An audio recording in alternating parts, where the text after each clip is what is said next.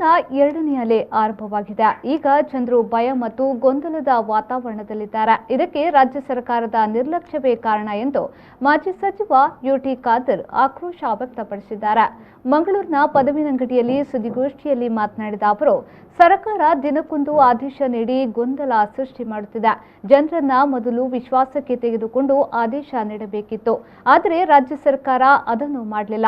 ಜನರು ಭಯಪಡಬಾರದು. ಜನರಿಗೆ ಧೈರ್ಯ, ಆತ್ಮವಿಶ್ವಾಸ ತುಂಬುವ ಕೆಲಸವನ್ನ ಸರ್ಕಾರ ಮಾಡಬೇಕಾಗಿದೆ. ಭಯಪಟ್ಟರೆ ಕೊರೋನಾ ದೂರ ಹೋಗಲ್ಲ. ಜನರು ಇವತ್ತು ಧೈರ್ಯದಿಂದ ಇದನ್ನ ಎದುರಿಸಬೇಕು ಎಂದರು. ಲಾಕ್ಡೌನ್ ಕೊರೋನಾಕ್ಕೆ ಮತ್ತಲ್ಲ. ಕಳೆದ 1.5 ವರ್ಷದಲ್ಲಿ ಕೊರೋನಾ ಎದುರಿಸಲು ಸಕಲ ಸಿದ್ಧತೆಗಳನ್ನು ಸರ್ಕಾರ ಮಾಡಬೇಕಿತ್ತು. ಈಗ ಆತುರವಾಗಿ ಲಾಕ್ಡೌನ್ ಮಾಡಿ ಜನರನ್ನ ಸಂಕಷ್ಟದಲ್ಲಿಟ್ಟಿದ್ದಾರೆ.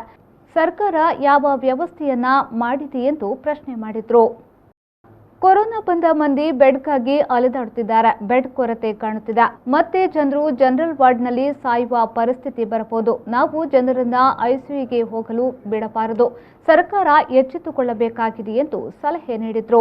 ಬೆಡ್ಗಾಗಿ ಅಲೆದಾಡುವ ಪರಿಸ್ಥಿತಿ ಬರಬಾರದಿತ್ತು. ಆಕ್ಸಿಜನ್ ಸಮಸ್ಯೆ ಎದುರಾಗಿದೆ. ಕೊರೋನಾ ಬಂದಾಗ ಬೇಕಾಗುವುದು ಆಕ್ಸಿಜನ್, ಬೆಡ್. ಇದರಲ್ಲಿ ಈಗ ಕೊರತೆಯಾಗಿದೆ. ಜನರು ಸಾಯುತ್ತಿದ್ದಾರೆ. ಜನರು ಆಸ್ಪತ್ರೆಗೆ ಹೋದಾಗ ಸಕಲ ವ್ಯವಸ್ಥೆಯನ್ನ ಸರ್ಕಾರ ಮಾಡಬೇಕಿತ್ತು ಎಂದರು. ಸಮರ್ಪಕವಾಗಿ ವ್ಯಾಕ್ಸಿನೇಷನ್ ಆಗುತ್ತಿಲ್ಲ. ಆನ್ಲೈನ್ನಲ್ಲಿ ಅರ್ಜಿ ಹಾಕಿ ಅನ್ನುತ್ತಿದ್ದಾರೆ. ಆಸ್ಪತ್ರೆಗೆ ಹೋದಾಗ ಇಲ್ಲ ಅಂತಾರೆ. ಇದಕ್ಕೆ ಯಾರು ಹೊಣೆ ಎಂದು ಯುಟಿ ಖಾದರ್ ಪ್ರಶ್ನೆ ಮಾಡಿದ್ರು. ಸರ್ಕಾರದ ಜವಾಬ್ದಾರಿ ಜನರಿಗೆ ಧೈರ್ಯ ಕೊಡುವಂಥದ್ದು, ಜನ ಎದುರಿಸುವಂಥದ್ದಲ್ಲ. ಜನರಿಗೆ ಆತ್ಮವಿಶ್ವಾಸ, ಧೈರ್ಯ ಕೊಡುವ ಕೆಲಸ ಸರ್ಕಾರ ಇವತ್ತು ಮಾಡಬೇಕು. ಅದು ಪ್ರಥಮ ಕೆಲಸ ಸರ್ಕಾರ. ನಾನು ಕೂಡ ಹೇಳುವುದಿಷ್ಟೇ, ಯಾರು ಕೂಡ ಇದಕ್ಕೆ ಗಡಿಬಿಡಿ ಟೆನ್ಷನ್ ಮಾಡಬೇಕಂತ ಇಲ್ಲ. ಟೆನ್ಷನ್ನಿಂದ ನಿಮ್ಮ ಯಾವುದೇ ರೋಗ ಕೂಡ ದೂರ ಆಗಲಿಕ್ಕೆ ಸಾಧ್ಯ ಇಲ್ಲ. ಕೊರೋನಾ ಕೂಡ ದೂರ ಆಗಲಿಕ್ಕೆ ಸಾಧ್ಯ ಇಲ್ಲ. ಅದನ್ನು ಆದಷ್ಟು ಅದರಿಂದ ಪಾರಾಗಲು ಏನೆಲ್ಲ ಆಗಬೇಕು ಈಗ ನಮ್ಮ ವೈದ್ಯರು ಹೇಳಿದ್ದಾರೆ. ಆ ಪ್ರೋಟೋಕಾಲ್ ಅನ್ನು ಮೇಂಟೈನ್ ಮಾಡಿಕೊಂಡು ಹೋಗಬೇಕು. ಅದು ಪ್ರಮುಖವಾದ ಕೆಲಸ ಇವತ್ತು ಜನರಿಂದ ಇವತ್ತು ಆಗಬೇಕಾಗ್ತದೆ. ಜನರು ಇವತ್ತು ಧೈರ್ಯದಿಂದ ಇದನ್ನು ಎದುರಿಸಬೇಕು. ಭಯದ ವಾತಾವರಣ ಇರಬಾರದು.